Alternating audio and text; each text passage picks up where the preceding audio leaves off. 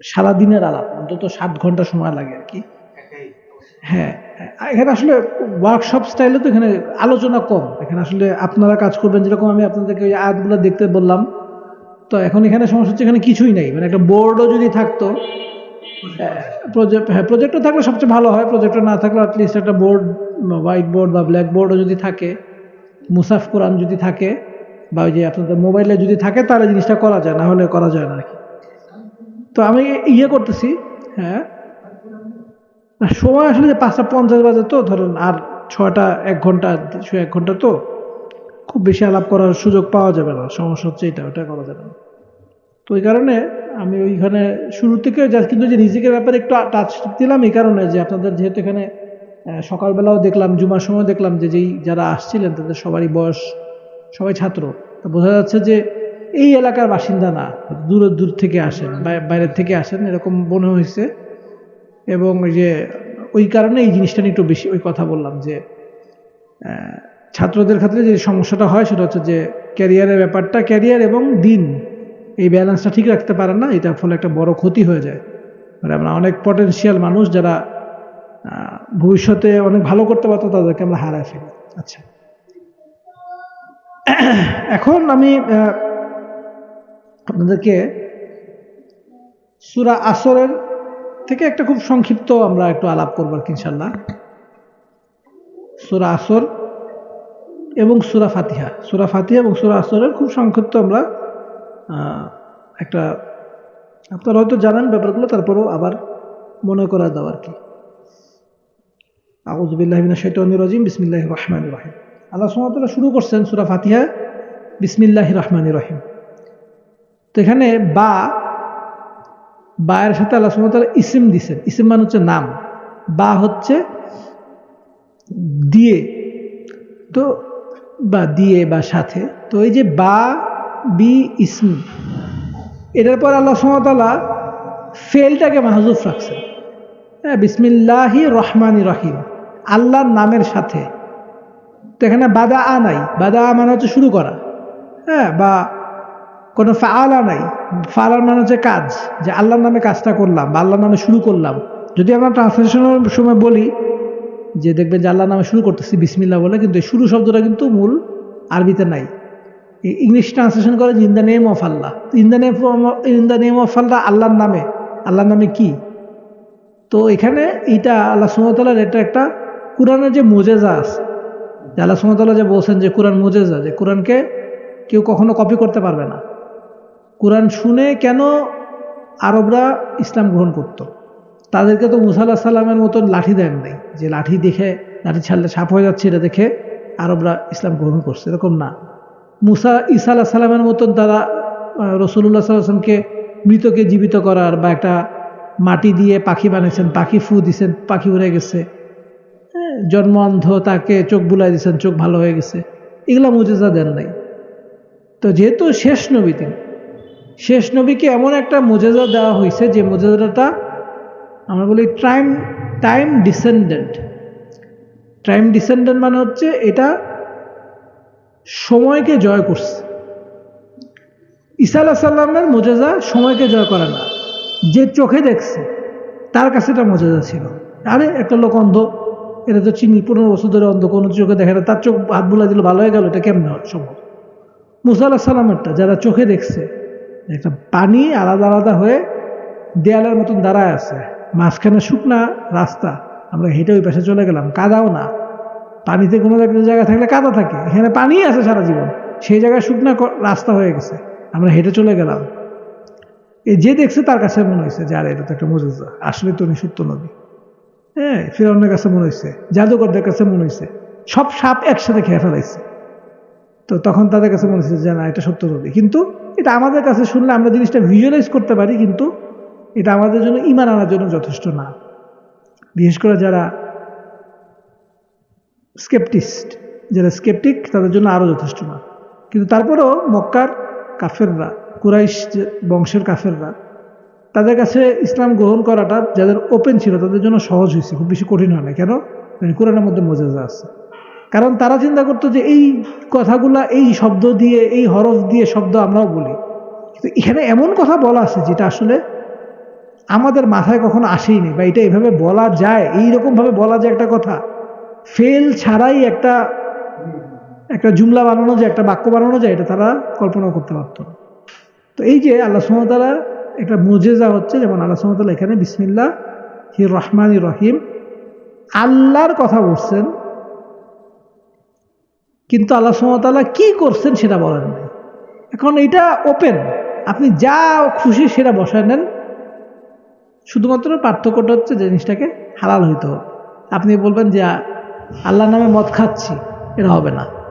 হবে আপনি বাকি সব কিছু বসাতে পারবেন, যে আল্লাহর নামে বাইক চালানো শুরু করলাম, আল্লাহর নামে দোকানটা খুললাম, আল্লাহর নামে মসজিদে ঢুকলাম, আল্লাহর নামে বাথরুম থেকে আমি আল্লাহর নামে উজু করা শুরু করলাম, যা আপনি ভালো কাজ আল্লাহর নামে খাওয়া শুরু করলাম, সব কাজ বৈধ কাজ আপনি শুরু করতে পারবেন বিসমিল্লাহ বললে, কোনো সমস্যা নাই। যখনই আপনি এখানে কোনো একটা কাজের কথা শুরু করলাম, কেউ বললো যে আল্লাহর নামে শুরু করছি, আল্লাহর নামে বই পড়া শুরু করলাম, তা আল্লাহর নামে বই পড়া শুরু করলেন, তারপর কি বই পড়ার মাঝখানে কি হবে? সুতরাং শুরু কথাটাও নাই। আল্লাহর নামে বই পড়া আপনি শুরু করছেন, আল্লাহর নামে বই পড়া চালা যাবেন, আল্লাহর নামে বই পড়া শেষও করবেন। যদি শুরু কথাটা থাকতো, বাধা থাকতো, তাহলে জিনিসটাকে লিমিটেড হয়ে যেত। জিনিসটাকে আনলিমিটেড করে রাখা হয়েছে, ইটার্নাল রাখা হয়েছে। যত কাজ মানুষ যা করে সব সময়, শুরু থেকে শেষ পর্যন্ত পুরো সময়, এমনকি করা শেষ হয়ে গেছে, তারপর ওটা কার নামে থাকবে? আল্লাহর নামে থাকবে। আমি হজ করছি, শুরু করছি, হজে গেছি, হজ করছি, শেষ করে চলে আসছি, এখন খালি হজ নিয়ে বলি আমি তো করছিলাম হজ 2023 সালে, আমি তো হজ করছি 2018 সালে। আমি যখন হজ করছি তখন এই বাংলাদেশের কটা মানুষ হজ করছিল? তার মানে আপনার কাজটা একসময় শুরু হয়েছিল আল্লাহর নামে, চলছে আল্লাহর নামে, কিন্তু আল্লাহ শেষ হয়েছে আল্লাহর নামে, কিন্তু শেষ হওয়ার পরে আর আল্লাহর নামে থামে নাই। শেষ হওয়ার পরে এটা অন্য কারো নামে হয়ে গেছে, ভোটের কারণে হয়ে গেছে, বা ক্রেডিট নেওয়ার কারণে হয়ে গেছে। আল্লাহ মাফ করুন। তার মানে এই যে আল্লাহ সুবহানাহু ওয়া তাআলা মৃত্যু পর্যন্ত আল্লাহ নামে থাকতে হবে, এই কারণে আল্লাহ সুবহানাহু ওয়া তাআলা মাহজুফ করছেন, হজফ করছেন, উঠায় নিছেন। হ্যাঁ, আচ্ছা। তারপরে আল্লাহ সুবহানাহু ওয়া তাআলা বলতেছেন আলহামদুলিল্লাহি রাব্বিল আলামিন। আল, এটা হচ্ছে হামদ শব্দটার আগে আসার পরে এটাকে স্পেসিফাই করে, আমরা বলি মারফু করে, যে স্পেসিফিক। আলহামদু, যত রকমের প্রশংসা আছে সব প্রশংসা লিল্লাহি রব্বিল আলামিন। এখন আরবিতে প্রশংসার অনেকগুলো প্রতিশব্দ আছে, যেমন সানা একটা আছে, আমরা বলি না সানা পড়া, সানা কিন্তু প্রশংসা। তারপর হচ্ছে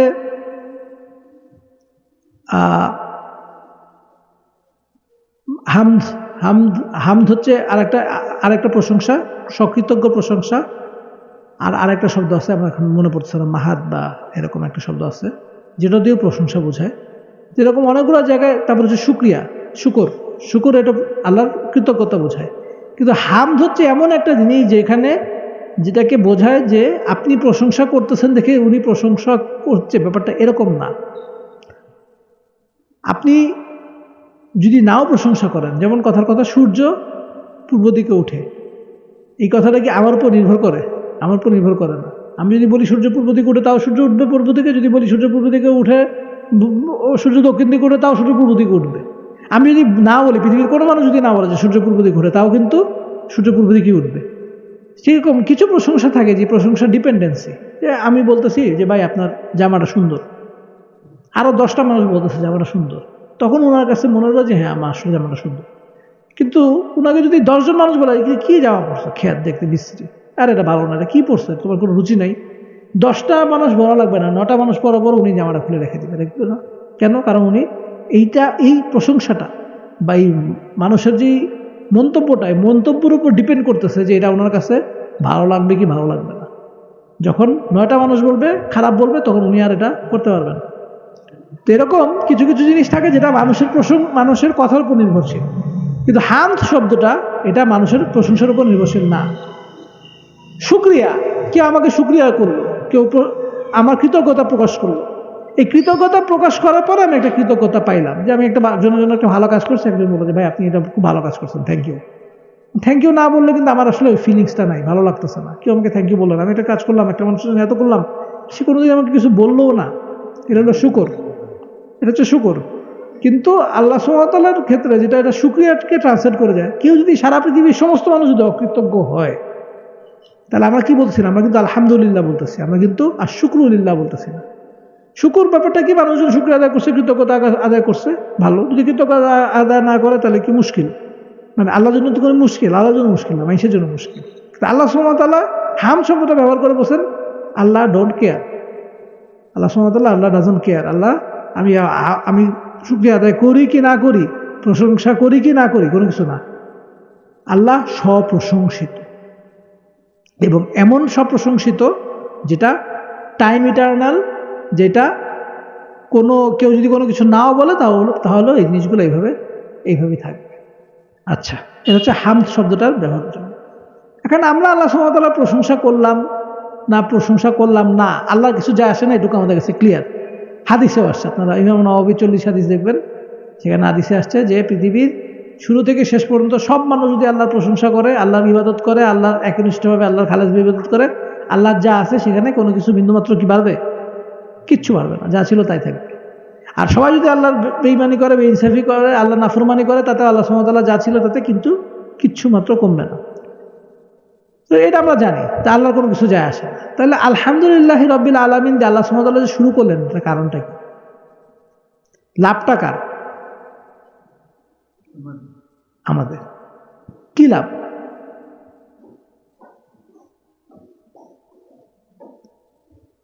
লাভটা হচ্ছে মানুষ ভালো থাকে।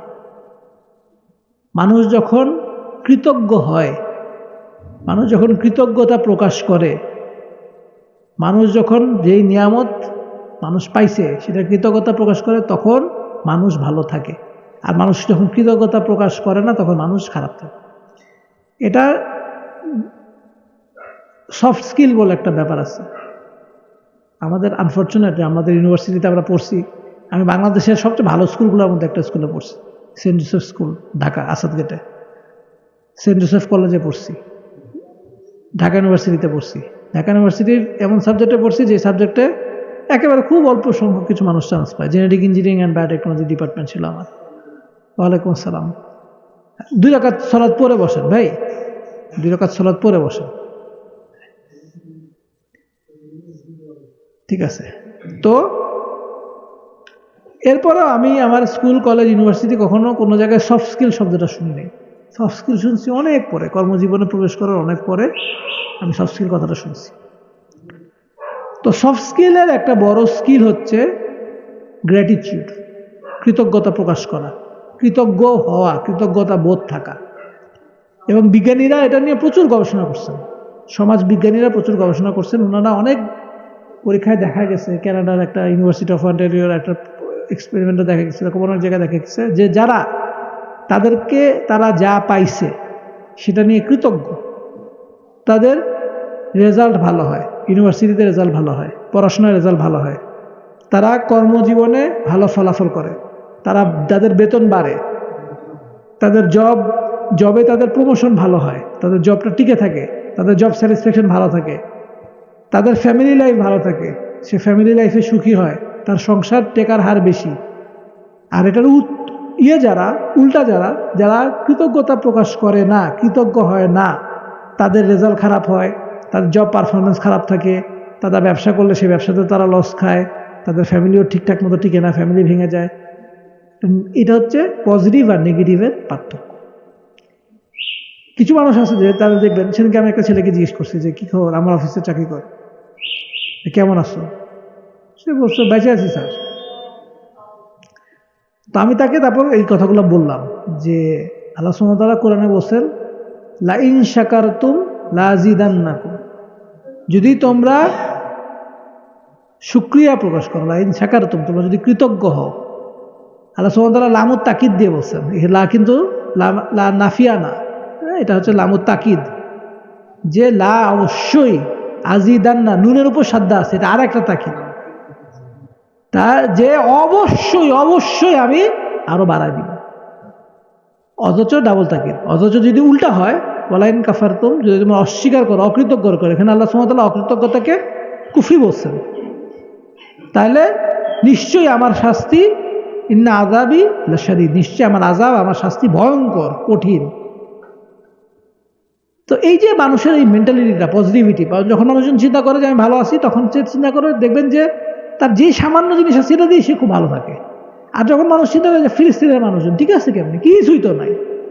সেদিনকে একটা বাচ্চা দেখলাম যে একটা বাচ্চা মুরগি পাইছে, মুরগি, বাপ একটা মুরগি নিয়ে আসছে। সে একটা বাচ্চা, দুটা বাচ্চা, একটা বাচ্চা এরকম করে লাফাচ্ছে আর একটা বাচ্চাকে সিজদা দিচ্ছে। এবার মনে হয় 2 বছর পরে বোধহয় মুরগি চোখে দেখলো, জাস্ট একটা মুরগি। তো এই যে কি নাই, ঘর নাই, জীবন নাই, পড়াশোনা নাই, বেঁচে থাকবে তার কোনো বাস্তবতা নাই, রুটি নাই, রাস্তা থেকে আটা, চাল না খুঁটায় পড়লে রাস্তা থেকে খুঁটায় তুলে যায়, আটা কেমনে তুলে রাস্তায়, ওই আটা মনে করেন ধুলা মিশানো আটা নিয়ে এসে তুলতেছে। কিন্তু আল্লাহর প্রতি এখনো তাদের কৃতজ্ঞতা বোধ, ভালো আছে, আলহামদুলিল্লাহ আলহামদুলিল্লাহ আলহামদুলিল্লাহ। আল্লাহ সুবহানাহু ওয়া তাআলা তো এমনি এমনি ওদেরকে পরীক্ষা দেন নাই, ওরাই পরীক্ষা পাস করতে পারবে। সব জায়গায় আল্লাহ সুবহানাহু ওয়া তাআলা বলছেন না, লা ইউকাল্লিফুল্লাহু নাফসান ইল্লা উসাহা। আল্লাহ সুবহানাহু ওয়া তাআলা এমন মানুষকে এমন চাপ দেন না, এমন দায়িত্ব দেন না যেটা সে পালন করতে পারবে না। এই পুরো উম্মাতের কেউ ফিলিস্তিনিদের মতন পরীক্ষা, সাহস দেখাতে পারবে না। এই কারণে আল্লাহ সুবহানাহু ওয়া তাআলা ওদেরকে দিচ্ছেন, আমাদেরকে দেন না কেন? আমরা তো 15 বছর 17 বছরে হাসিনাদের সহ্য করতে পারিনি। তো এই যে আলহামদুলিল্লাহ রাব্বিল আলামিন, আল্লাহ সুবহানাহু ওয়া তাআলা যে বলছেন যে সমস্ত প্রশংসা একমাত্র আল্লাহ সুবহানাহু ওয়া তাআলার জন্য, শুধু প্রশংসা দিয়ে এটা আসলে শেষ হবে না। ও মাদ শব্দটা মনে পড়ছে, আর একটা আরবি প্রতিশব্দ আছে মাদ। তো মাদ আল্লাহ ব্যবহার করেন নাই, শুকুর ব্যবহার করেন নাই, সানা ব্যবহার করেন নাই, তিনি হাম ব্যবহার করছেন। কারণ মাদ, শুকুর, সানা এই তিনটার অর্থ হামদের মধ্যে আছে। তিনটার অর্থ হামদের মধ্যে আছে। কৃতজ্ঞতার অর্থ আছে, প্রশংসার অর্থ আছে, সপ্রশংসিত হওয়ার অর্থ আছে, সবগুলাই হামদের মধ্যে আছে। এই জন্য আল্লাহ সুবহানাহু ওয়া তাআলা হামদ শব্দটা ব্যবহার করছেন। এবং আরো মজার ব্যাপার হচ্ছে যে রাসূলুল্লাহ সাল্লাল্লাহু আলাইহি সাল্লামের নামও ছিল মুহাম্মদ, মানে যে প্রশংসিত। এই হাম শব্দটার সাথে এটার সাথে ওনার একটা সম্পর্ক আছে।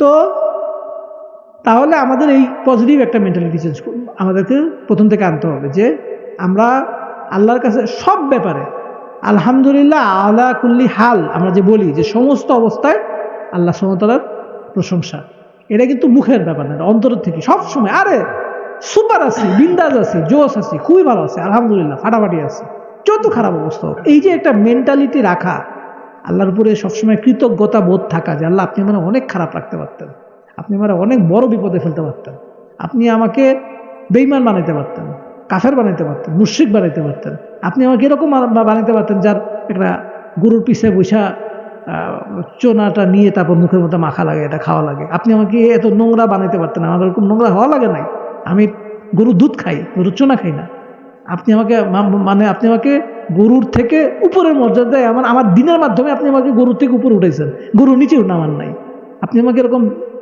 বেইজ্জতি জিল্লতি আপনি দিতে পারতেন না, আপনি আমাকে দেন নাই, আলহামদুলিল্লাহ। তারপর রব শব্দটা আজকে একবার বলছি, কার মনে আছে? খুতবাতে বলছি। রব শব্দটার 3টা অর্থ,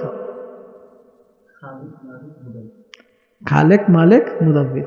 রব শব্দটার অর্থ হচ্ছে 3টা, খালেক, মালেক, মুদাব্বির। খালেক মানে হচ্ছে সৃষ্টিকর্তা, মালিক মানে হচ্ছে স্বত্বাধিকারী, ওনার, প্রোপাইটার, আর মুদাব্বির মানে হচ্ছে পরিচালনাকারী। আমি এই যে আপনাদেরকে তখন বিল্ডিংয়ের উদাহরণ দিয়ে বলছি, গাড়ির উদাহরণ দিয়েও বলি যে টয়োটার একটা গাড়ি, টয়োটা গাড়িটা বানাইছে হচ্ছে টয়োটা কোম্পানি। তো এই কোম্পানি যারা বানাইছে এদেরকে, যদি এরা সত্যিকার সেন্সে খলেক না, সৃষ্টিকারী না, তারা প্রোডাক্টটাকে চেঞ্জ করছে, একটা অবস্থা থেকে আরেকটা অবস্থায় আনছে। কিন্তু তারপরেও তার হচ্ছে, ধরেন আমরা যদি খলেক ধরেও নেই, সৃষ্টিকারী, কিন্তু সে বানাইছে, বানানোর পর সে কি করছে, এটা বিক্রি করে দিচ্ছে, মালিক আর সে নাই। আর গাড়িটা চালায় কে? অন্য একটা মানুষ। সবসময় যে বানাইছে, যে মালিক, সে কিন্তু মুদাব্বির হইতে পারে, সে গাড়ি ড্রাইভার হইতে পারে, নাও হইতে পারে, কিন্তু একই সাথে আমি নিজে গাড়ি বানাইছি, আমি যে গাড়িটা চালাই এই গাড়িটা আমি নিজে বানাইছি, এটা কি কখনো হয়? তাও কখনো হয় না। আল্লাহ সুবহানাহু ওয়া তাআলা এমন একজন সত্তা যিনি এই পৃথিবী বানাইছেন এবং এই পৃথিবীর মালিকানা তার। পৃথিবীর কোনো অংশ, এই জমির কোনো একটা জমির মালিকানা কারো একজনের হয়তো থাকতে পারে, কিছুক্ষণ পর জমির মালিকানা আরেকজনের হয়ে যাবে, তাই না? আর মুদাব্বির, জমিটা চাষ করে কে, দেখাশোনা করে কে? অন্য একটা মানুষ দেখাশোনা করে। আজকে আমি করতেছি, কালকে আমার ছেলে করবে, তারপরের দিন আমার নাতি করবে। তাহলে খলেক, মালিক, মুদাব্বির, এটা হচ্ছে রবের অর্থ। রব মানে 3টাই। এই কারণে আল্লাহ সুবহানাহু ওয়া তাআলা রব শব্দটা ব্যবহার করছেন, যে রব, যে সন্তানদের ক্ষেত্রে একটা শব্দ ব্যবহার করা হয়, সেটা হচ্ছে তারবিয়া। তারবিয়া কেন ব্যবহার করা হয়?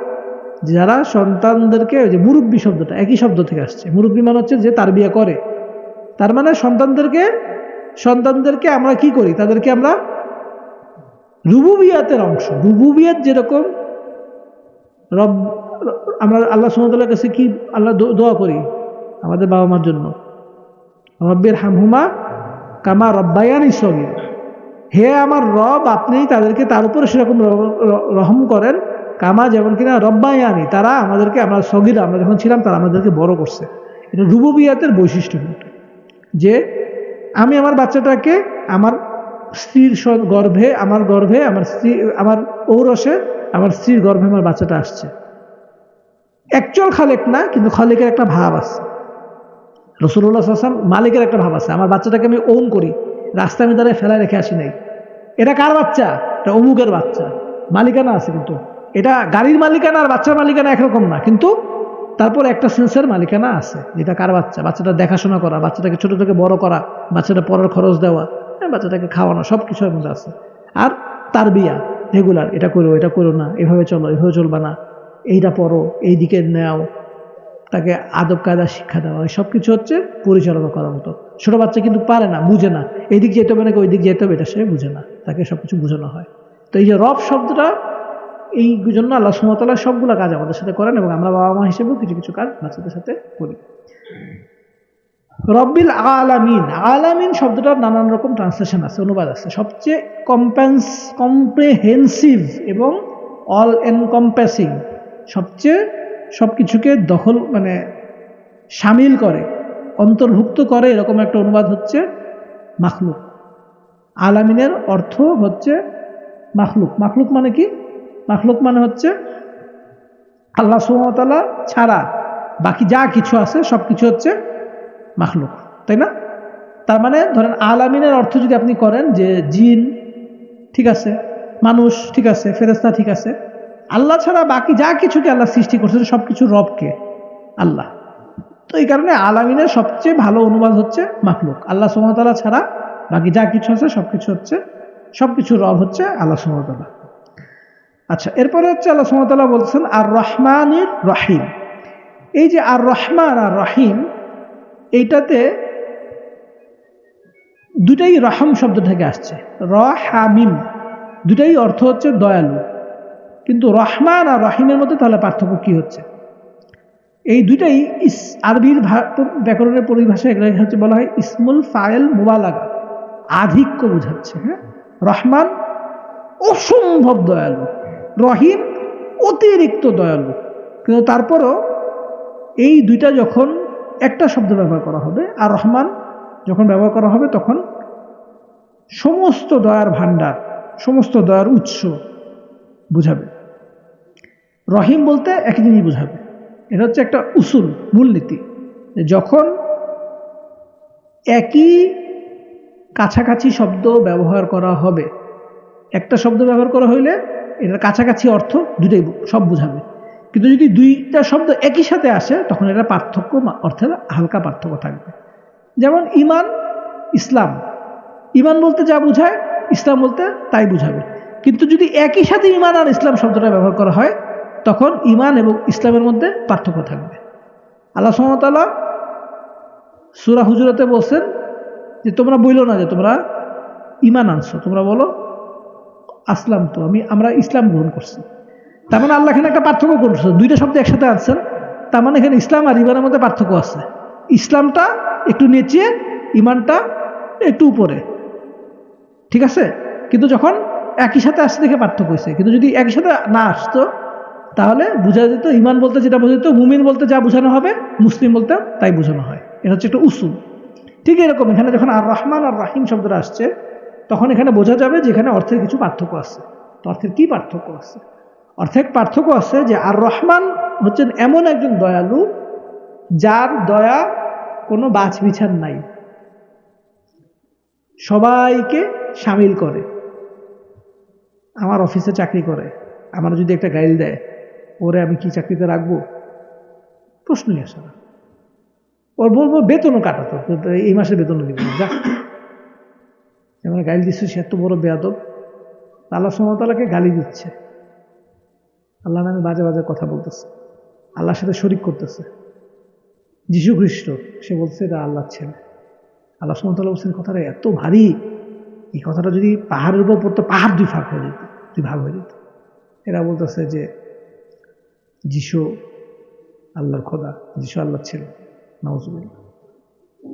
তো এই যে আল্লাহ সুবহানাহু ওয়া তাআলা তারপরে কি ওর অক্সিজেন বন্ধ করছেন? করেন নাই, এটা আল্লাহর দয়া। তাহলে খাওয়াচ্ছেন, খাওয়াচ্ছেন। আল্লাহ খালি কিডনি, ছোট্ট এইটুকু, এইটুকু একটা অঙ্গ পিঠের এখানে আছে, এটার কাজ যদি আল্লাহ বন্ধ করে দেন, যাদের বন্ধ করে দেন, বাংলাদেশে 3,80,00,000 কিডনি রোগী আছে। এর মধ্যে কত বললো 60,000 নাকি 70,000 কথা বললো না, কত বললো যে যারা খুব টার্মিনালি ইল, যাদের ডায়ালিসিস করানো লাগে, এরকম রোগী আছে কত 6 লক্ষ না কত জানি বললো। একটা মানুষ বাঁচে না আপনার হয় ডায়ালিসিস করার আগে। কি পরিমাণ কষ্ট! প্রতিদিন প্রতি সপ্তাহে 8 থেকে 10,000 টাকা খরচ হয় এখন, আগে আরো খরচ হতো। এই যে কিডনিটার কাজ, 8 থেকে 10,000 টাকা প্রতি মাসে খরচ হবে শুধুমাত্র আপনি পানি খাবেন আর পেশাব করে বের করে দিবেন এইটার জন্য। এই পুরা শরীরের সমস্ত রক্ত টান দেয়, একটা মেশিন আছে ডায়ালিসিস মেশিন, ডায়ালিসিস মেশিনের মধ্যে নেয়, সেই ডায়ালিসিস মেশিনের মধ্যে নিয়ে এক পাশে পানি আলাদা করে, আরেক পাশে ইউরিনের যে এলিমেন্টগুলো, প্রস্রাবের যে এলিমেন্টগুলো আছে সেই এলিমেন্টগুলো আলাদা করে। আলাদা করার পরে আবার রক্তটা, ফ্রেশ রক্তটা শরীরের মধ্যে ঢুকায় দেয়। আর যেই এলিমেন্টগুলো ছিল যেটা আমরা প্রস্রাবের মাধ্যমে শরীর থেকে বের করে দিই, ইউরিক অ্যাসিড থাকে ওটার মধ্যে, আমরা যে ওষুধ খাই ওষুধের অনেক অংশ থাকে, এরকম অনেক কিছু থাকে আমাদের শরীরের জন্য ক্ষতিকর, যেটা আমরা শরীর থেকে বের করে দিই। এই সমস্ত সব কিছু ওই ফিল্টারটা দিয়ে বের করে দেয়। এই জন্য সপ্তাহে কারো 1বার, কারো 2বার, কারো 3বার পর্যন্ত ডায়ালিসিস করা লাগে, এবং সেই ডায়ালিসিস করার জন্য 8-10,000 15,000 টাকা খরচ হয়। কোনো সিস্টেম নাই আবার নতুন করে কিডনি, নতুন অন্য একটা মানুষের কিডনি এনে লাগাইতে হবে, এছাড়া মানুষরা বাঁচবে না। তো এই যে সিস্টেম আল্লাহ সুবহানাহু ওয়া তাআলা দিয়েছেন, আমরা তো আমাকে টের পাই, পানি খেয়ে বাথরুমে যাই, পানি খেয়ে বাথরুমে যাই। প্যারাসিটামল, একটু ব্যথা হয়েছে, প্যারাসিটামল খেয়ে ফেলায় লোকজন। মানুষের তো, বাংলাদেশের মানুষ ওষুধের তোয়াক্কা করে না, প্যারাসিটামল খেয়ে ফেলতেছে, হিসাব করে না যে এটা কিন্তু কিডনির উপরে যে এফেক্টটা পড়ে। বাংলাদেশে অতিরিক্ত রক্তচাপ, হাই ব্লাড প্রেশার, আর হচ্ছে আপনার এই অতিরিক্ত ওষুধ খাওয়া, ব্যথার ওষুধ খাওয়া, এটা হচ্ছে মূল কারণ। এই কিডনি 3,80,00,000 কিডনি রোগী, এটার মূল কারণ হচ্ছে এইগুলো জিনিস। তো এই আল্লাহ সুবহানাহু ওয়া তাআলা তো বন্ধ করে দিতে পারতেন যে তুই বেটা আমার বিরুদ্ধে এত বাজে বাজে কথা লেখস ফেসবুকে, যার তোর কিডনি আজকে বন্ধ হয় না। কিন্তু আল্লাহ দেন না, কারণ আল্লাহ সুবহানাহু ওয়া তাআলার কথা হচ্ছে, আল্লাহ সুবহানাহু ওয়া তাআলা প্রত্যেকটা মানুষের জন্য, প্রত্যেকটা উম্মাতের জন্য, আল্লাহ সুবহানাহু ওয়া তাআলা উম্মাত বলছেন, উম্মাত বলতে এখানে মানুষ বোঝাচ্ছে, তার জন্য একটা সময় লিখে রাখছে। যার বয়স 87 বছর, সে 87 বছর বয়সে মারা যাবে, 86তেও না, 88তেও না। তো এই যে তার দয়া, বেয়াদবি করতেছে, অপমানজনক কথা বলতেছে, গালাগালি করতেছে, সব কিছু উল্টাপাল্টা করতেছে, মানুষকে জাহান্নামের রাস্তা নিয়ে চলে যাচ্ছে, অন্য মানুষকে বিভ্রান্ত করতেছে, আল্লাহ সুবহানাহু ওয়া তাআলা তাও তার ভাইটালস বন্ধ করে দেন না। এটা হচ্ছে আর রহমান। তাইলে আর রহিমটা কি? আর রহিমটা হচ্ছে আমরা যারা ইবাদত করি, আমাদের ইবাদতের কোয়ালিটি কি, ভালো না খারাপ? ভালো না খারাপ? কি বলেন? আপনাকে যদি আপনার নামাজের কোয়ালিটি বলতে হয় যে তুমি নামাজে তোমার নিজের নাম্বারে নামাজ মার্কিং করো, কতটুকু মনোযোগ দিয়ে নামাজ পড়ছো, যা বলছো উচ্চারণগুলো কতটুকু সুন্দর হয়েছে, কতটুকু শুদ্ধ হয়েছে, নামাজের শুরু থেকে শেষ পর্যন্ত খুশু ছিল, সব কিছু দিয়ে নাম্বার দাও নামাজের মধ্যে। রাসূলুল্লাহ সাল্লাল্লাহু আলাইহি ওয়াসাল্লাম যেরকম বলছেন, কেউ নামাজ পড়ে, কেউ 10-এ পায় 1, কেউ 10-এ পায় 2, কেউ 10-এ পায় 3, কেউ 10-এ পায় 4, কেউ 10-এ পায় 5, এরকম মার্কিং করো। তো আমার আপনাদের নামাজে যদি আপনারা মার্কিং করেন কত পাবেন কি মনে হয়? আমার নামাজ আমি মার্কিং করলে 1 পাবো কিনা আমার সন্দেহ আছে। তো এই যে আল্লাহ সুবহানাহু ওয়া তাআলা মুমিনদেরকে এর পরেও জান্নাত দিবেন, জান্নাত তো 10-এ 1 পাওয়ার জিনিস না, 10-এ 1 পাওয়ার জিনিস, জান্নাত তো 10-এ 10-এর জিনিস, মানে গ্রেড যদি করেন। কারণ আমাদের হোটেল হলো 5 স্টার, সবচেয়ে দামি হোটেল বা পৃথিবীতে আছে হচ্ছে 5 স্টার হোটেল। তো 5 স্টার হোটেলের মধ্যে কি আছে? মদের বার আছে, জান্নাতে কি মদের বার আছে না? কিন্তু দুনিয়ার মদ খাইলে মানুষ এক গ্লাসের বাইলে 2 গ্লাস খাইলে আর হাঁটতে পারে না, নিজের পায়ে যে রুমে যেতে পারে না, অন্য মানুষের ধরে নিয়ে যাওয়া লাগে। তো জান্নাতের মদ তো এরকম না। সুইমিং পুল আছে, 5 স্টার হোটেল সুইমিং পুল আছে জান্নাতে, তাজরিমিন তাহতিয়াল আনহার। আরে তোর অন্য জায়গায় যাওয়া লাগবে না, তুই নামবি ঘরের থেকে, নামার সাথে সাথে সুইমিং পুল, ঘরের নিচে সুইমিং পুল আছে। ওইখানে ওরকম করে আমার অন্য মানুষের সুইমিং পুল, অন্য মানুষের সাথে গিয়ে বসে থাকা লাগবে 5 স্টার হোটেলে, মহিলাদের চেহারা দেখা লাগে, শরীর দেখা লাগে, এইসব জায়গায় যাওয়া লাগবে না, আমার প্রাইভেট সুইমিং পুল। তাহলে এইটা যদি দুনিয়াতে 5 স্টার হোটেল, আপনারা অনেক রকম খাবার দেওয়া আছে, আপনারা উঠায় খাইতে হবে। আর জান্নাতে কি গাছের মধ্যে ফল আছে, পাখি আছে, মাংস আছে, বলতে হবে তুই আয়, ও চলে আসবে। গ্লাস আছে, যতটুকু ঢাললে আমার খাইতে ভাল লাগবে, 1 গ্লাস পুরা দিয়ে দিছে, পানি খাইতে কষ্ট হচ্ছে, আবার অল্প একটু দিছে, পিপাসা মেটে নেই, ও মেপে মেপে দিবে, আমার পিপাসাও বুঝবে, পিপাসা বুঝেও আমার পিপাসা অনুসারেও আমার মদ ঢেলে দিবে, পানি ঢেলে দিবে, আমার শরাব ঢেলে দিবে। তাহলে এইটা যদি দুনিয়ার 5 স্টার হোটেলে থাকতে হলে যদি আমার প্রতিদিন 12,000 টাকা খরচ করা লাগে, আল্লাহ সুবহানাহু ওয়া তাআলা জান্নাতে ফ্রি, অনন্তকালের জন্য ফ্রি, তো সেটা কি আসলে 5 স্টার কোয়ালিটির? আর আমি 10-এ 1 পাওয়ার পরে 10-এ 1-এর নামাজ নিয়ে আমি যে আসলে আল্লাহর 5 ট্রিলিয়ন স্টারের একটা জায়গায় যেতে চাচ্ছি, এটা হচ্ছে রহিম, এটা হচ্ছে আল্লাহর দয়া। শুধুমাত্র যে দয়াটা আল্লাহ কাফের মুশরিকদেরকে দেখাবেন না, শুধুমাত্র যারা মুসলিম, যারা আল্লাহর উপর ঈমান আনছে, যারা আল্লাহর জান্নাতে যাইতে চাইছে, একমাত্র আল্লাহ সুবহানাহু ওয়া তাআলা তাদেরকে দেখাবে। তো এই হচ্ছে আর রহমান আর রহিমের মধ্যে পার্থক্য। একটা হচ্ছে আম আর একটা হচ্ছে খাস, একটা হচ্ছে দুনিয়ার আর একটা হচ্ছে আখিরাত। তারপর আল্লাহ সুবহানাহু ওয়া তাআলা বলছেন মালিকি ইয়াউমিদ্দিন। এখন আপনারা একটা চিন্তা করেন যে এই যে মোবাইলের তো একটা মালিক আছে, তাই না? জমির একটা মালিক আছে, বাড়ির একটা মালিক আছে, গাড়ির মালিক আছে, এমনকি একটা দেশেরও মালিক আছে। সৌদি আরবে বলে মালিক মোহাম্মদ বিন সালমান, না মালিক সালমান, রাজা সালমান, সে দাবি করে সে মালিক। আল্লাহ সুবহানাহু ওয়া তাআলা এমন একটা জিনিসের মালিকানা দাবি করছেন যেটা কিয়ামতের শুরু থেকে কিয়ামতের মানে সৃষ্টির শুরু থেকে কিয়ামত শেষ পর্যন্ত কেউ কোনোদিন এই জিনিসের মালিকানা দাবি করেনি। কি বলেন তো? সময়।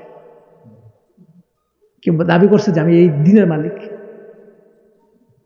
আমি রাতের মালিক, এই দাবি করতে পারবে? তাহলে বলবে দিন তোর, তা আটকা, রাত হইবে না, ঠেকা রাখ, রাত আটকা, দিন হবে না, ঠেকা রাখ।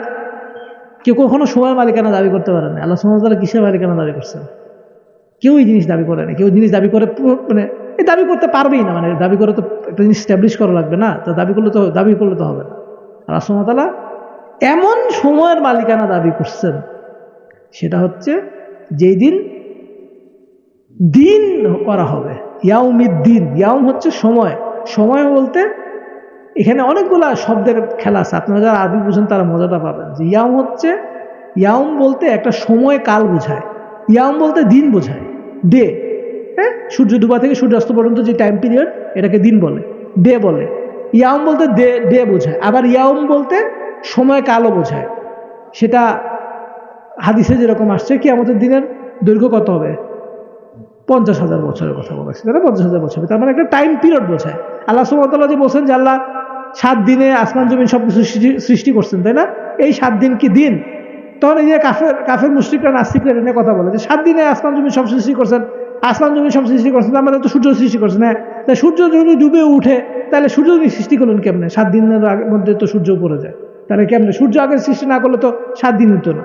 এখানে ইয়াউম বলতে ওই দিন বোঝায় নাই, ডে বুঝায় নাই। হ্যাঁ, এখানে সূর্য থেকে সূর্যাস্ত বোঝায় নাই। ইয়াউম বলতে এখানে টাইম পিরিয়ড বুঝিয়েছে। আল্লাহ সুবহানাহু ওয়া তাআলা এখানে মালিকি ইয়াউমিদ্দিন বলতে একটা টাইম পিরিয়ড বুঝিয়েছেন, যে কিয়ামতের দিন। এবং ইয়াউমুদ্দিন তিনি বলছেন, এই দিন শব্দটার আর একটা অর্থ হচ্ছে, সেটা হচ্ছে দাইন। দাইন মানে হচ্ছে ঋণ।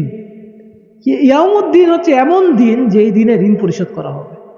আপনি দুনিয়াতে একটা মানুষের টাকা ইসলামী ব্যাংকের থেকে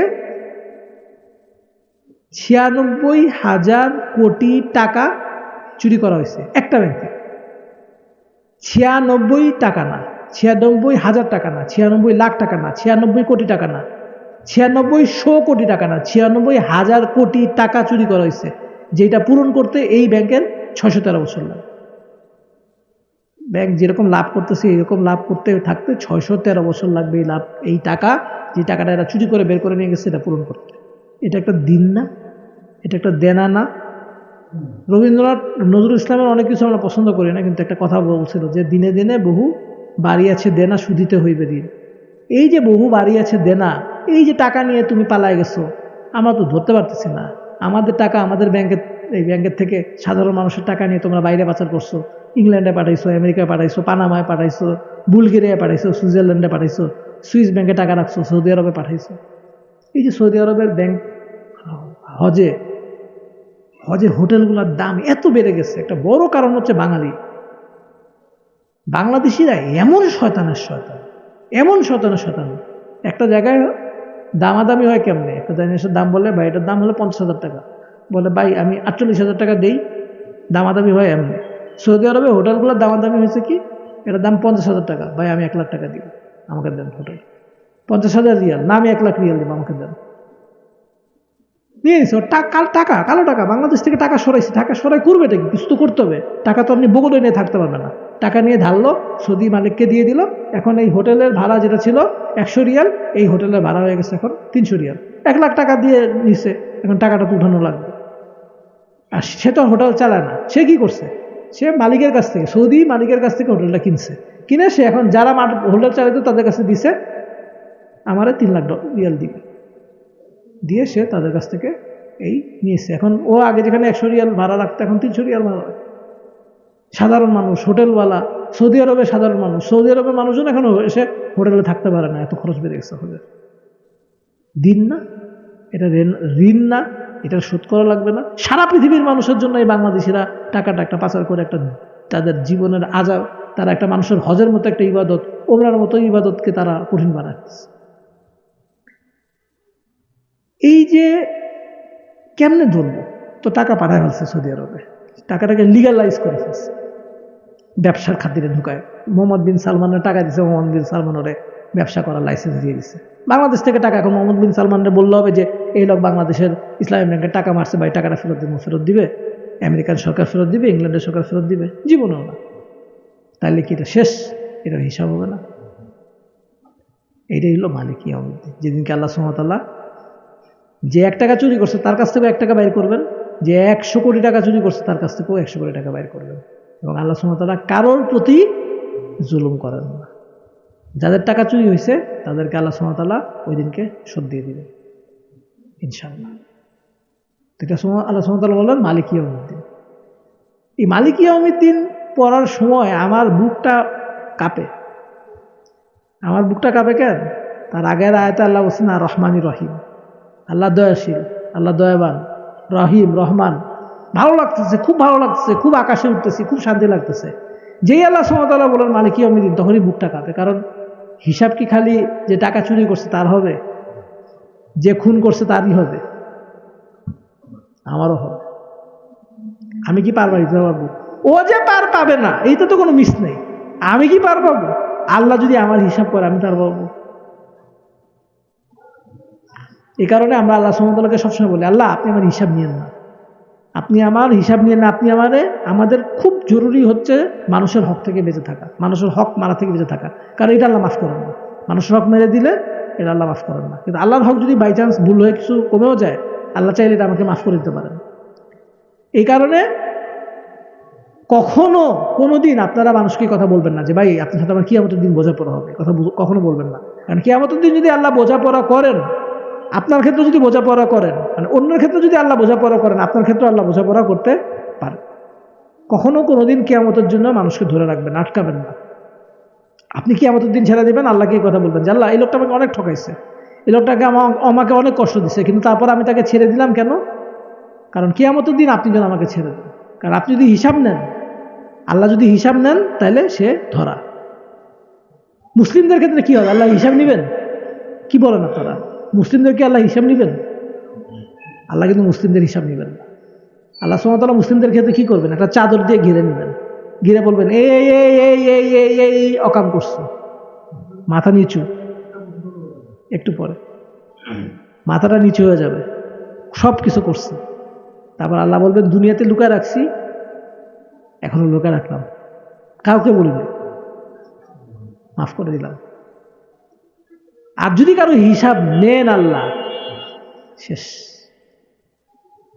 আল্লাহর হিসাব কেউ পার হইতে পারবে না, কেউ আল্লাহর হিসাব পার হইতে পারবে না। এ কারণে আল্লাহ সুবহানাহু ওয়া তাআলা যদি কাউকে ধন সম্পত্তি, অর্থ সম্পত্তি কিছু কম দেন, এটা ভালো। এটা এদিক দিয়ে ভালো যে তার হিসাব কম, কষ্ট কম, সময় দেওয়া লাগবে কম, সে মাফ চেয়ে ফেলতে পারবে। সাহাবীদের মধ্যে আব্দুর রহমান ইবনে আউফ রাদিয়াল্লাহু তাআলা আনহু, তিনি ছিলেন আশারায়ে মুবাশশারার সাহাবীদের মধ্যে একজন। অর্থাৎ যারা আল্লাহ সুবহানাহু ওয়া তাআলার কাছে সবসময় বলবো হিসাব না ক্ষমা, ক্ষমা। আমরা যদি আমার একজন উস্তাদ আছেন শেখ রফিকুল ইসলাম মাদানী, উত্তর আজমপুর কেন্দ্রীয় মসজিদের খতিব, ওনার কাছে আমি আরবাউন নবুইয়া পড়ছি। তো শেখ একটা কথা বলতেন, সেটা হচ্ছে ওই শেখ মুজিবের সময় যে ওসি আসছে, চিঠি আসছে, শেখ মুজিবের সম্পর্কে দোয়া করা লাগবে। তো উনি দোয়া করছেন এরকম করে যে আল্লাহ আপনি ওনার প্রাপ্য বুঝাই দিয়েন, ওনার পাওনা বুঝাই দিয়েন, উনি যা পান সেই পাওনা আপনি সুন্দর করে বুঝাই দিয়েন, একদম ঠিকঠাক মতো বুঝাই দিন ওনার প্রাপ্য। এটা কি দোয়া হয়েছে? বদদোয়া হয়েছে, কিন্তু ওরা তো বুঝে না। তো আমরা আল্লাহ সুবহানাহু ওয়া তাআলার কাছে সবসময় ক্ষমা চাই, আল্লাহ আপনি আমাদেরকে এমনি বেহিসাব মাফ করে দেন। কোনো ধরনের হিসাব নিয়ে আমাদের মুশকিল, হিসাব নেবেন আল্লাহ কাফের মুশরিকদের সাথে, তাদেরকে আল্লাহ হিসাব নেবেন। আমাদের কাছে আল্লাহ আমাদের জন্য আল্লাহ কোনো হিসাব না নেন। আল্লাহর কাছে আমরা বেহিসাবে মাফ চাই, হিসাব দেওয়া ছাড়া মাফ চাই। আল্লাহ আপনি আমাদেরকে এমনি এমনি আপনার দয়া থেকে আপনি মাফ করে দেন। আল্লাহ সুবহানাহু ওয়া তাআলার মানুষের সাধারণত তিনটা জিনিস হয়। মানুষ হয় কোনো বিচার যখন করতে বসে, মানুষ বেইনসাফি করে, ভুল বিচার করে, অন্যায় বিচার করে, অন্যায়ভাবে মানুষকে শাস্তি দেয়, এটা হচ্ছে একটা। আর একটা হচ্ছে মানুষ ভুল বিচার করে, বিচার ঠিক করছে কিন্তু মানে সে অন্যায় করে নাই, জুলুম করতে চায় নাই, জালেম হয় নাই, কিন্তু সে ভুল বিচার করছে, এর সম্পত্তি ওরা দিয়ে ফেলাইছে। হ্যাঁ, যার যেটা শাস্তি হয় না তারা সেই শাস্তিটা দিয়ে ফেলাইছে। আর আরেকটা হচ্ছে মানুষ সঠিক বিচার করে, ন্যায় বিচার করে। আল্লাহ সুবহানাহু ওয়া তাআলার বিচার আবার অন্যরকম। আল্লাহ সুবহানাহু ওয়া তাআলার বিচার কিরকম হয়? আল্লাহ সুবহানাহু ওয়া তাআলার বিচার হচ্ছে আল্লাহ কারোর সাথে জুলুম করেন না, এটা এমনি বাদ। মানুষ যেটা করে সেটা বাদ। মানুষজন আরেকটা করে, সেটা হচ্ছে মানুষ ভুল করে, ভুল বিচার করে। আল্লাহ সুবহানাহু ওয়া তাআলা সেটাও হয় না, আল্লাহ কোনো ভুল হয় না, আল্লাহ সুবহানাহু ওয়া তাআলা কখনো ভুল করেন না, আল্লাহ তিনি ভুলে যান না। সুতরাং আল্লাহ সুবহানাহু ওয়া তাআলার ভুল বিচারও হয় না। তাহলে আল্লাহর বিচার কি? আল্লাহর বিচার হচ্ছে হয় ঠিক বিচার, নাইলে ক্ষমা। তা আমরা আল্লাহ সুবহানাহু ওয়া তাআলা ঠিক বিচার চাই না, ন্যায় বিচার চাই না আল্লাহর কাছে ক্ষমা চাই। ঠিক আছে? তো মালিকি ইয়াউমিদ্দিনে আমরা আল্লাহকে বলবো যে ইয়া মালিকি ইয়াউমিদ্দিন, হ্যাঁ আমাদের ইয়াউমিদ্দিনের মালিক আপনি আমাদেরকে মাফ করুন। এরপরে যেটা আসছে সেটা হচ্ছে এতক্ষণ আমরা যা কথা বললাম সূরা ফাতিহাতে, এটা হচ্ছে আল্লাহর রুবুবিয়তের কথা। এটা আল্লাহর রুবুবিয়তের কথা। আল্লাহ যে রব, এগুলা সব আল্লাহর রুবুবিয়তের বৈশিষ্ট্য, আল্লাহ রব বৈশিষ্ট্য। আল্লাহ রব্বুল আলামিন, এটা আল্লাহ রুবুবিয়তের বৈশিষ্ট্য না, রুবুবিয়তের বর্ণনা। আর রহমানির রহিম, এটা আল্লাহর রবের বর্ণনা, তিনি দয়া করেন। মালিক ইয়াউমিদ্দিন, এটা আল্লাহর রুবুবিয়তের বর্ণনা, যে তিনি মালিক, এটা তার বৈশিষ্ট্য। তারপরে যে কথাটা আসতেছে সেটা হচ্ছে ইয়াকা না'বুদু ওয়া ইয়াকা নাস্তাইন, এটা হচ্ছে আমাদের স্টেটমেন্ট। যেহেতু আপনি আমাদের রব, যেহেতু আপনি দয়া করেন, যেহেতু আপনি মালিকি ইয়াউমিদ্দিনের মালিক, কিয়ামত দিবসের মালিক, সুতরাং ইয়াকা না'বুদু ওয়া অবশ্যই একমাত্র আপনার ইবাদত আমরা করি, বা ইয়াকা, এবং অবশ্যই একমাত্র আপনার নাস্তাইন, আপনার কাছে আমরা সাহায্য চাই।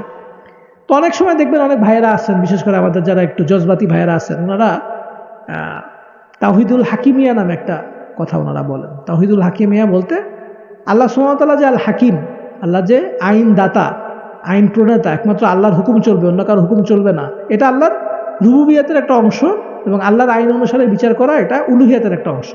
কিন্তু তাওহীদ মানে এইটা না, আল্লাহর আইন এটা তাওহীদের মূল না। আল্লাহর তাওহীদের মূল হচ্ছে আর দুআউ মুখুল ইবাদা, দুআ হচ্ছে ইবাদতের মূল, মুখ্য, প্রাণ। রাসূলুল্লাহ সাল্লাল্লাহু আলাইহি ওয়াসাল্লামের হাদিস, আর দুআউ মুখ্যুল ইবাদা।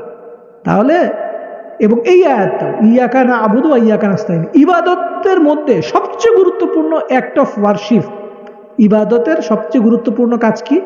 আল্লাহর কাছে সাহায্য চাওয়া। এই কারণে আল্লাহ সুবহানাহু ওয়া তাআলা এটাকে সমস্ত নামাজ, রোজা, হজ, যাকাত, আল্লাহর উপর তাওয়াক্কুল করা, হ্যাঁ, তারপর হচ্ছে তাকওয়া, সবকিছু বাদ দিয়ে তিনি একটা ইবাদতকে নিয়ে আসছেন, সেটা হচ্ছে ইস্তাআনা ইয়াস্তাঈনু, আল্লাহর কাছে সাহায্য চাওয়া, আল্লাহর কাছে দোয়া করা, আল্লাহর উপরে বিশ্বাস রেখে আল্লাহর কাছেই সাহায্য চাওয়া। এটা হচ্ছে সবচেয়ে গুরুত্বপূর্ণ অ্যাক্ট অফ ওয়ারশিপ। এই কারণে এটা আল্লাহ সুবহানাহু ওয়া তাআলা খাস করছেন, ইয়াকা না'বুদু, একমাত্র আপনার ইবাদত করি, ওয়া ইয়াকা নাস্তাইন, এবং একমাত্র আপনার কাছেই সাহায্য চাই। এবার প্রোগ্রেশনটা খেয়াল করেন। আমাদের স্টেটমেন্ট শেষ, রাসূলুল্লাহ সাল্লাল্লাহু আলাইহি ওয়াসাল্লাম হাদিসে বলছেন সূরা ফাতিহা হচ্ছে বান্দা এবং আল্লাহর মাঝখানের কথা। তা আল্লাহর বান্দার মাঝখানের কথা, যখন বান্দা বলে আলহামদুলিল্লাহি রাব্বিল আলামিন, আল্লাহ বলেন সাদাকতা, আমার বান্দা সত্য কথা বলছে। আর রহমানির রহিম, সত্য কথা বলছে। মালিকি ইয়াউমিদ্দিন, সত্য কথা বলছে। ইয়াকা না'বুদু ওয়া ইয়াকা নাস্তাঈন, বান্দা বলছে একমাত্র আমার ইবাদত করে এবং আমার কাছে সাহায্য চাই। এখন বলেন, আল্লাহ সুবহানাহু ওয়া তাআলা এরপর বলেন যে বলো তুমি কি চাও। এই কি চাওটা যে সে ঘেন্নাও লেগে যায়। ঘেন্নাও লেগে যায় কেন? কারণ আমরা মনে করি আল্লাহর কাছে আমরা যা চাই, দেখবেন খেয়াল করেন, আমরা আল্লাহর কাছে কি চাই? যে আল্লাহ আমার টাকা পয়সা বাড়ায় দেন, আল্লাহ আমাকে একটা ভালো বউ দেন যারা বিয়ে করে নাই, হ্যাঁ, আমার বাচ্চাগুলো যেন ঠিকঠাক মতো হয়। মানুষের নানান রকম চাওয়া আছে, কিন্তু মানুষের সবচেয়ে গুরুত্বপূর্ণ চাওয়াটা কি? এটা আল্লাহ সুবহানাহু ওয়া তাআলা সূরা ফাতিহায় বলছেন, সেটা হচ্ছে ইহদিনাস সিরাতাল মুস্তাকিম, আমাকে এমন একটা পথ দেখান, ইহদিনা, হেদায়েত করেন। এখানে আল্লাহ সুবহানাহু ওয়া তাআলা ইহদিনা বলছেন, এবং ইহদিনা বলে আল্লাহ সুবহানাহু ওয়া তাআলা উজ্জ্বল রাখছেন। আল্লাহ সুবহানাহু ওয়া তাআলা এখানে এই যে উজ্জ্বল কথা বলছিলাম না কিছুক্ষণ আগে, এখানে ইহদিনা ইলা অথবা ইহদিনা আলা দুইটা আসতে পারত। আল্লাহ সুবহানাহু ওয়া তাআলা ইলাও আনেন নাই, আলাও আনেন নাই, দুইটাই উজ্জ্বল রাখছেন, একটা বলেন নাই। তাই ইহদিনা ইলা বলতে বোঝায় আপনি আমাকে পথ দেখান। ভাই ডাকা যাবে কোন দিকে? এই পথে, এই যে এই পথে দেখান, আমি আপনাকে পথ দেখাই দিলাম, এটা হচ্ছে ইহদিনা ইলা। আর ইহদিনা আলা হচ্ছে আপনি আমাকে এই পথের উপরে রাখেন, এই পথের উপরে রাখেন, এটা হচ্ছে আলা। তার মানে আপনি আমাকে একটা বাসে উঠাই দেন, বাসে উঠাই দিচ্ছেন যে বাসটা আমাকে ঢাকাতে নিয়ে দিকে চলে যাবে। তার মানে যদি কি এরকম হয় যে আলা হয়তো, তাহলে আমাকে একটা পথের উপরে রাখলেন, যে পথটা কোথায় যাবে আমি জানি না। আর ইলা যদি হয় তাহলে আমি এটাও জানি না যে কোন পথটা যাবে। তার মানে যখন আপনি ইলা আলা দুটোই উঠাই দিচ্ছেন, তাহলে আমি দুটোই অর্থ আপনাকে বলতেছি যে আল্লাহ আপনি আমাকে সঠিক পথটাও দেখান, আর সঠিক পথের উপরে চলতে পারবো যে বাহনে, সেই বাহনের উপরেও রাখেন। আপনি আমাকে ওই পথের উপর রাখায় অটোমেটিক্যালি ওই পথে আমাকে নিয়ে চলে যান, আমি যেন দেখতেও পাই কোথায় যাচ্ছি, আমি যেন সেই পথে চলে সেখানে যাইতেও পারি। এটা হচ্ছে ইলা এবং আলা উঠায় শুধু ইহদিনা বলার সুফল। কেন আরবরা মুসলিম হবে না? তারা তো এটা শুনে তাদের মাথা নষ্ট, যে আসলে তো এটা কেন? এরপর তো হয় ইলা বলবে না আলা বলবে, ইলাও বলে না আলা বলে না কেন? এরপর ইহদিনা বলে সিরাতুল মুস্তাকিমের কথা বলে। সিরাত মানে পথ, মুস্তাকিম শব্দটার মধ্যে একটা কামা ইয়াকিমু থেকে আসছে। এই শব্দটার মূল শব্দটা ইস্তাকামা ইস্তাকিমু, দাঁড়িয়ে থাকতে চাওয়া। মুস্তাকিমের অনুবাদ আমরা করি সরল সহজ পথ, কিন্তু এটা সরল সহজ পথ না। সহজ কথাটা এখানে কোথাও নাই, বরং সব জায়গায় যেটা আসছে সেটা হচ্ছে এটা এমন একটা পথ যে পথে দাঁড়ায় থাকা সহজ ব্যাপার না, দাঁড়ায় থাকা কঠিন ব্যাপার, এই পথে চলা কঠিন ব্যাপার। এখানে ইস্তিকামাত লাগবে, এখানে দৃঢ়তা লাগবে। দৃঢ়তা থাকলেই একটা মানুষ ওই পথে টিকে থাকতে পারবে, দাঁড়ায় থাকতে পারবে। এটাই হচ্ছে মুস্তাকিম, এমন একটা পথ যে পথটাতে টিকে থাকাটা খুব সহজ ব্যাপার না, যদি না আপনি আমাকে পথটা দেখান, যদি না আপনি আমাকে পথটাতে দাঁড়ায় থাকার দৃঢ়তা তৌফিক না দান করেন। এটা হচ্ছে আল্লাহর কাছে চাওয়া, এবং এটা হচ্ছে মানুষের জীবনের মোস্ট সিঙ্গল ইম্পর্টেন্ট চাওয়া। মানুষ যা কিছু চায় সবচেয়ে বেশি গুরুত্বপূর্ণ চাওয়া হচ্ছে এটা। এই কারণে আল্লাহ সুবহানাহু ওয়া তাআলা দিনে রাতে 17 বার আমাদেরকে এই চাওয়াটা ওয়াজিব করছেন, এটা আমরা অবশ্যই চাই। মানুষ বুঝে না, সূরা ফাতিহা পড়ে না, বুঝে চায়, এটা আনফর্চুনেট ব্যাপার। কিন্তু কোনো একটা মানুষ যদি ইহদিনাস সিরাতাল মুস্তাকিম বুকের ভিতর থেকে বললে আল্লাহর কাছে চায়, সে ভুল পথে যাবে? সে জঙ্গি হয়ে যাবে? না।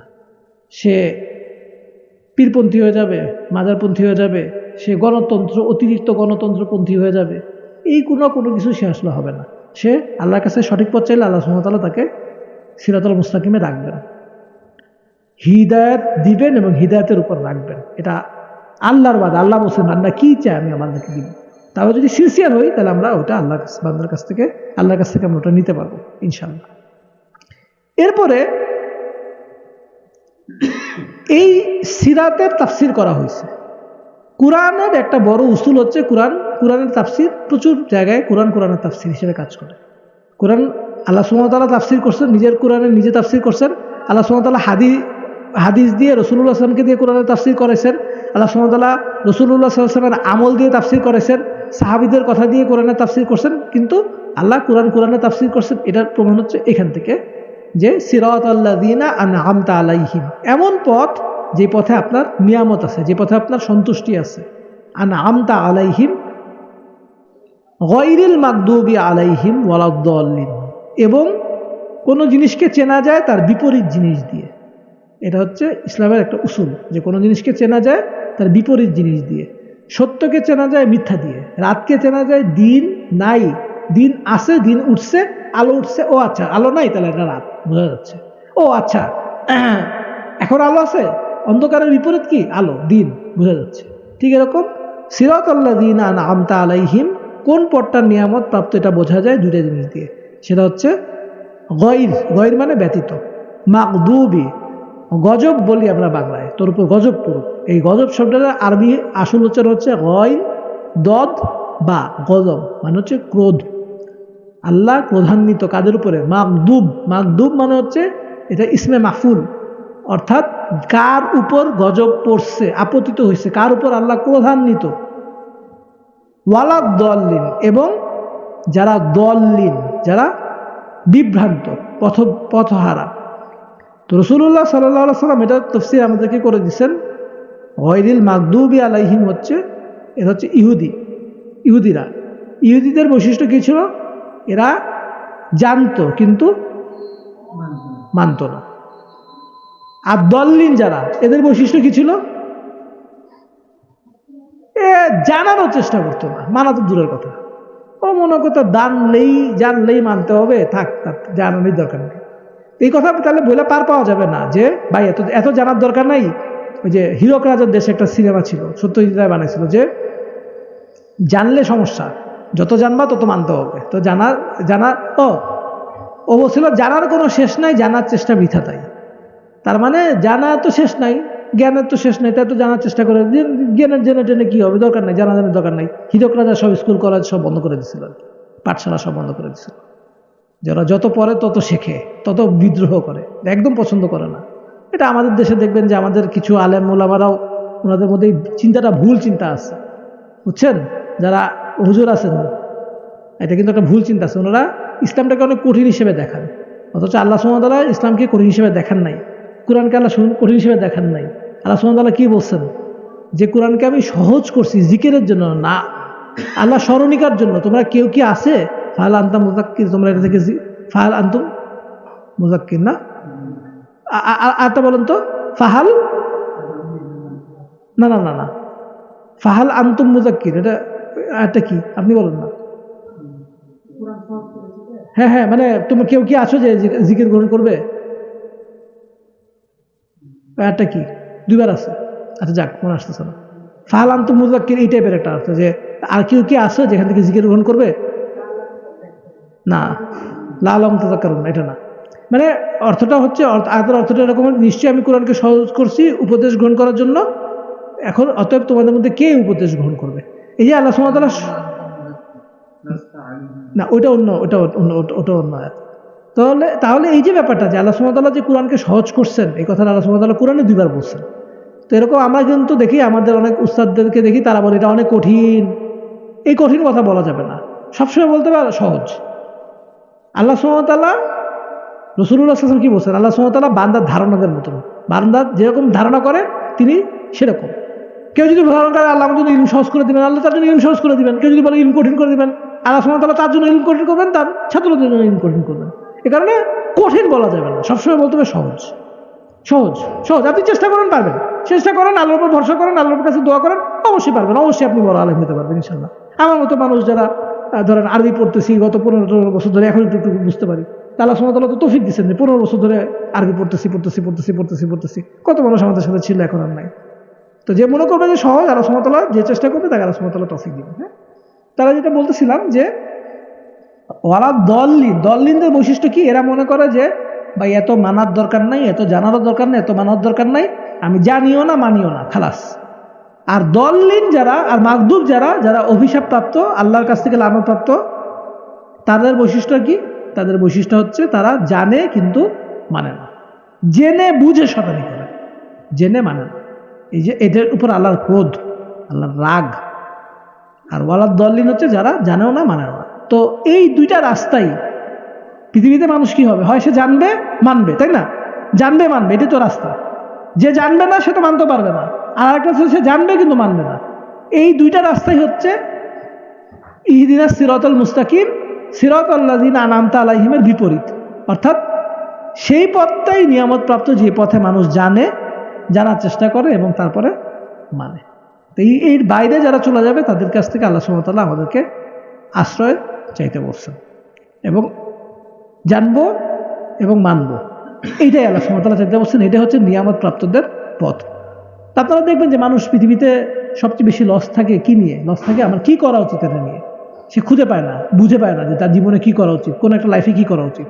তো এই সূরা ফাতিহা পড়লে যেটা সুবিধা সেটা হচ্ছে সবসময় মানুষকে আল্লাহ ওই জিনিসটা বলবেন, তোমার কি করা উচিত সেটা তার কাছে আল্লাহ স্পষ্ট করে দিবেন যে কোনো পর্যায়ে। রাসূলুল্লাহ সাল্লাল্লাহু আলাইহি ওয়াসাল্লাম যেরকম বলছেন যে এই দিনটা লাইলুহা কা নাহারিহা, এরা রাতটা হচ্ছে দিনের মতো, এর কোনো অস্পষ্টতা নাই, এখানে কোনো এটা বোঝা যাচ্ছে না কি করব না, এরকম কোনো অস্পষ্টতা নাই। দিনটা খুব স্পষ্ট, এবং এটা হক এবং বাতিল এটা যে চিনতে চায় তার জন্য আল্লাহ সুবহানাহু ওয়া তাআলা খুব সহজ করে দিবেন। আচ্ছা, সময় নাই। ওয়ালাকাদ ইয়াসসারনাল কুরআনা ফাহাল আনতা, তারপর ফাহাল আনতা মুদ্দাক্কির, ফাহাল মিন মুদ্দাক্কির। হ্যাঁ, ওয়ালাকাদ ইয়াসসারনাল কুরআনা ফাহাল মিন মুদ্দাক্কির। তো ঠিক আছে, আমরা আমাদের আলাপ তাহলে শেষ করতেছি আজকে। ও মানে ওই আমার রিজিকের উপরে একটা কোর্স আছে আর কি, মানে রিজিকের উপরে। হ্যাঁ হ্যাঁ, অনলাইনে আছে এটা, লিড রিজিক লিখে সার্চ দিলে রিজিক কি এবং কেন এটা দিয়ে কুরআন এবং সুন্নাহর আলোকে রিজিক, এরকম একটা কোর্স আর কি আছে। ভিডিও সব ওই ভিডিও করছি, কোর্সটার মধ্যে ভিডিও আছে, আছে। আচ্ছা, তাহলে আমরা শেষ করতেছি। হ্যাঁ, সূরা ফাতিহা তাফসির আমরা সংক্ষিপ্ত তাফসির শেষ করলাম। তো এই যে আরেকটা জিনিস আপনাদেরকে বলি, সেটা হচ্ছে এই যে আল্লাহ সুবহানাহু ওয়া তাআলা আমাদেরকে সূরা ফাতিহা বললেন, এরপরে কিন্তু বাকি যা পুরো কুরআন, ফাতিহা শব্দটার মানে কি জানেন? ফাতাহা ইফতাহু থেকে আসছে। ফাতিহা মানে উন্মোচন, উন্মোচন, হ্যাঁ, খোলা। তো এইটা দিয়ে কুরআন শুরু, আল্লাহ সুবহানাহু ওয়া তাআলা শুরু করছেন, এবং বাকি পুরা কুরআন আল্লাহ সুবহানাহু ওয়া তাআলা এই সূরা ফাতিহার তাফসীর করছেন। বাকি পুরা কুরআন এটা দিয়ে শুরু করছেন, এই 7 আয়াতের তাফসীর, বাকি পুরা 30 পারা কুরআন। তো এটা আল্লাহ খুললেন, দরজা দিয়ে আমরা ঢুকলাম ভিতরে। এখন আপনাদের রেসপন্সিবিলিটি হচ্ছে আস্তে আস্তে পুরো কুরআনটা পড়া। ডক্টর আবু বকর মোহাম্মদ জাকারিয়ার একটা তাফসীর আছে, আমি যেটা পড়ি হ্যাঁ, এই যে আপনারা, আমি যেটা পড়ি সেটা হচ্ছে যে এই কুরআনের একটা অ্যাপ আছে। কার ফোন? হ্যাঁ, কুরআনের একটা অ্যাপ আছে, সেই কুরআনের অ্যাপটা আমি পড়ি, এবং এখানে এই ডক্টর আবু বকর মোহাম্মদ জাকারিয়া যে বাংলা হাদিসও আছে, এরকম অনেকগুলো তাফসীর আছে, এটার মধ্যেও আছে। আপনারা এখানে মানে এরকমও মানে তাফসীর ইবনে কাসির তো একটু অ্যাডভান্সড। হ্যাঁ, আমি বলতেছি ডক্টর জাকারিয়ার তাফসীর যেটা সেটা হচ্ছে সহজ সরল, মানে অনুবাদ আছে, সংক্ষিপ্ত একটা তাফসীর আছে, এটা আপনারা পড়তে পারেন। এটা সালাফি, আনাফি সব ঘরানার আলেম, সব ঘরানার মানুষ পড়তে পারে। আমি ধরুন শেখ আসলে খুব সুন্দর কাজ করছেন, খুব সুন্দর করে লিখছেন, উনি কিন্তু আমার উস্তাদ, উনার কাছে আমি উসুলুস সালাসা পড়ছি। তো কিছু ব্যাপারে ওনার সাথে আমার মতভেদ আছে, তো সেটা সমস্যা নাই। এখন যেটা বললাম যে জি শেখ রফিকুল ইসলাম মাদানী, আরবাউ নবুইয়া, ইমাম নববী 40 হাদিস, ইমাম নববীর 40 হাদিস, আরবাউ নবুইয়া হচ্ছে ইমাম নববীর 40 হাদিস। ঠিক আছে, তো হ্যাঁ, মানে ওই আরবাউ নবুইয়া, ওই জন্য বললাম যে ইমাম নববী 40, নবুইয়া তো নবুইয়া হচ্ছে ইমাম নববী 40 হাদিস। তো ঠিক আছে, ইনশাআল্লাহ আপনাদের সাথে কথা বলে, আপনারা আসলেন, বসছেন, দূরের থেকে এসে শুনলেন, আল্লাহ সুবহানাহু ওয়া তাআলা আপনাদেরকে দিন, আপনাদের ইলমে বরকত দিন, এবং লেগে থাকার, রেগুলার লেগে থাকার, এবং খুব খুব রেডিক্যাল চেঞ্জ হয়ে যাবে, রেডিক্যালি চেঞ্জ হয়ে ফেলবে এরকম না, স্লো স্টেডি। আস্তে আস্তে আপনারা দেখবেন আল্লাহ আপনাদেরকে আরো বেশি জানার, আরো বেশি বোঝার, আরো বেশি পড়ার তৌফিক দান করবেন ইনশাআল্লাহ। ঢাকা আমার ব্যবসা আছে, ব্যবসা করি ঢাকায়। আমার ব্যবসা প্রতিষ্ঠান নাম হচ্ছে সরোবর। এটা এমনি সাপ্লাই অ্যান্ড ট্রেডিং ব্যবসা আছে, ডিজিটাল মার্কেটিং এজেন্সি আছে, আপনার সেলস, ইয়ে অ্যাসেট, রিয়েল এস্টেট ডেভেলপমেন্টের ব্যবসা আছে, অনেকগুলো ব্যবসার ইয়ে আর কি। বুঝলাম, ঠিক আছে, আপনার তাহলে শেষ করে আপনার যদি কোনো প্রশ্ন থাকে আলহামদুলিল্লাহ, প্রশ্ন না থাকলেও আলহামদুলিল্লাহ। হ্যাঁ, সময় নেই। হ্যাঁ, মানে গাড়ি কটার সময় কিছু বলছে?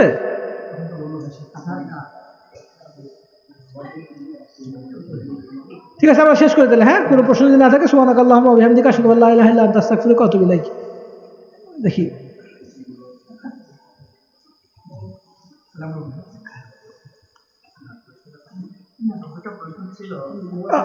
বলেন দেখি। ইন্নালিল্লাহ, ঝোল চলে আসতেছে।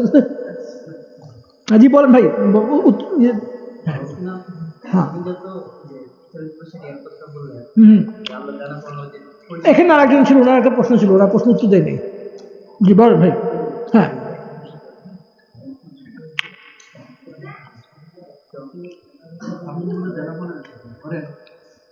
আপনি আমার কাছে 100 কোটি টাকা মেরে খেলেন, আল্লাহ আমাদের দুজনকে তুললো। তো প্রথমে আমরা কি করলাম, এগুলো হিসাব থেকে শেয়ার করার জন্য আপনার গুণাগুলো ধরেন আমাকে দিয়ে দিল এই পরিমাণ, আগে আপনার সব আমাকে দিল, আচ্ছা সবটা দিয়ে দিল, সব দিয়ে দিলে পরে তাও শুরু হচ্ছে, পরে তখন গুণাগুলো নেওয়া শুরু করে। হ্যাঁ, নেওয়ার পরও শেষ তারপরেও ধরেন আপনি যখন আমার মারছেন এইটা এখনো হিসাব থাকে। হ্যাঁ, না ওটা আলোচনা করলে মিটমাট করিয়ে দিবেন, মানে ধরেন ওইখানে তো আপনার শেষ হবে না, বুঝতে পারছেন না, মানে আপনার গুণারও শেষ নাই। হ্যাঁ, করবেন না।